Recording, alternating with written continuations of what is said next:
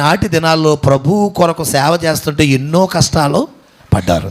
ఇంతకే 68 అంటున్నారు. ఇప్పుడు యేసుప్రభు వారు ఏ శతాబ్దంలో చేశారు? మొదటి శతాబ్దంలో. మొదటి శతాబ్దం పరిస్థితి ఎలాంటిది? వాళ్ళందరూ ఎవరో యూదులు.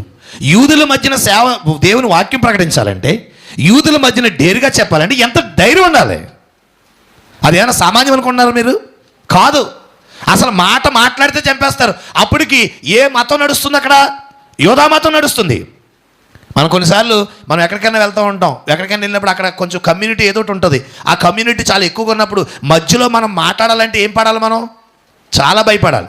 కానీ మొహమాటం లేకుండా 12 మంది శిష్యులు ఎట్టుకుని యేసుప్రభు వారు ఆనాడు పరలోక రాజ్యం సమీపించి ఉన్నది, మారు మనసు పొందండి, డేరుగా రండి ప్రభువులోకి, మీరు నమ్మండి అని ఆయన అంత డేరుగా చెప్పాడంటే ఆయన దగ్గర ఏంటనంటే మొహమాటం లేదు.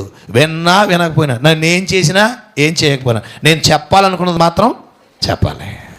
మీరు గమనించాలండి, 10 మందిలో ఉన్నా, 100 మందిలో ఉన్నా, 5గురిలో ఉన్నా, అందరూ క్రైస్తవులు ఉన్నా లేకపోయినా, అక్కడ ఒకవేళ వారు అన్యులు ఉన్నా, వారు వేరే రిలీజన్కి సంబంధించిన వాళ్ళు ఉన్నా, నువ్వు గమనించవలసింది ఏంటంటే, నువ్వు డేర్ చేయవలసింది ఏంటంటే, ఒకవేళ నీ సమయం రాగానే నీ సమయంలో నీ ప్రభువుని గురించి నువ్వు ఖచ్చితంగా ఏం చేయాలంటే ప్రకటించాలి.